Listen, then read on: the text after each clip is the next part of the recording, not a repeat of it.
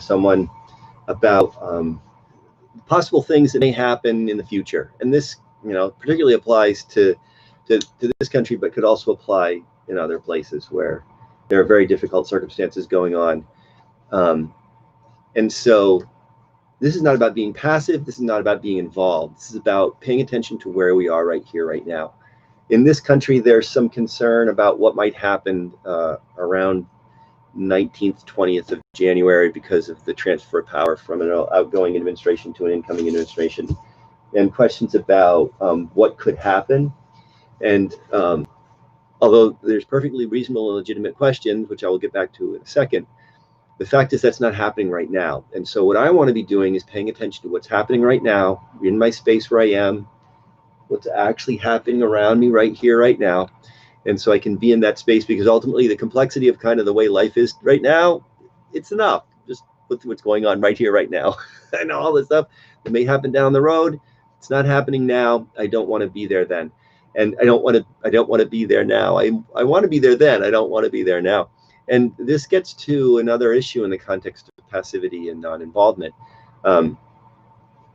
If I want to have the maximum amount of energy that I can have to participate in whatever happens down the road, regardless of what it's going to be, good, bad, indifferent, family stuff, whatever it happens to be, I want to make sure that I'm only there then. I don't want to be there now. And so what I'm literally talking about is how my experience is that when I'm in my coulda, shoulda, wouldas, or my headspace, or my future imagination, or whatever it happens to be, I'm literally using energy that's depleting me today, right here, right now. So if I imagine myself in some future situation where things are whatever they are, stressful, difficult, complicated, I'm depleting part of my energy that I could be using right here, right now. I'm using for that, having absolutely no effect on it whatsoever, it has absolutely no value one way or the other for me to be in that imagined space. But I am depleting the energy that I could be using right here, right now, to deal with the things that I have to deal with right now, which, as I said, are numerous and plentiful.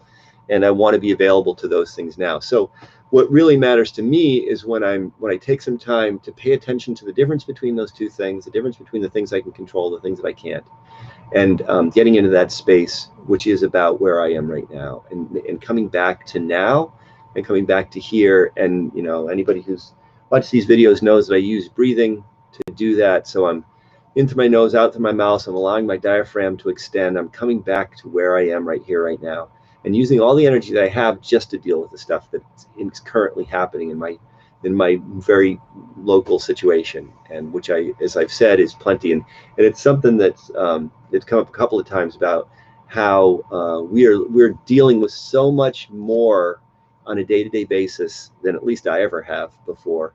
And so everything that sort of in a complex life that we were dealing with before, it's like it's got 15 points on top of that now, just to kind of walk through the complexity of everyday life in ways that we hadn't before, and in a way that hasn't yet stabilized into one thing. That's another thing that just want to throw out in the context of why the situation is traumatizing. It's because it's never been one thing. We had sort of what we thought was kind of normal life, and then it changed, and it's been vacillating in a variety of different ways the whole time. So it's not like I've settled into sort of what life is like today, because there isn't that. And so there's nothing to settle into that's stable. And so everything is kind of fluid all the time. So living in that creates, as I said, this 15 points on top of what we already have to deal with. And that's in every slice of moment that my entire life is. And so the last thing I need to do is contribute anything to that. And so one thing that I have an option on in terms of making contribution to that level of stress is the future, the past, my imagination, the coulda, shoulda, wouldas. These are all things that I can throw out of that conversation. And I do it by breathing. It's extremely helpful for me to do this breathing thing, because what it does is it brings me back to where I am right now, in the space that I'm in, with only the stressors I have to deal with right now. So that's something to think about in the context of how things are going in the old world these days. Hope everybody's having a great day. I will be back tomorrow with more What's Next for Dr. Joel.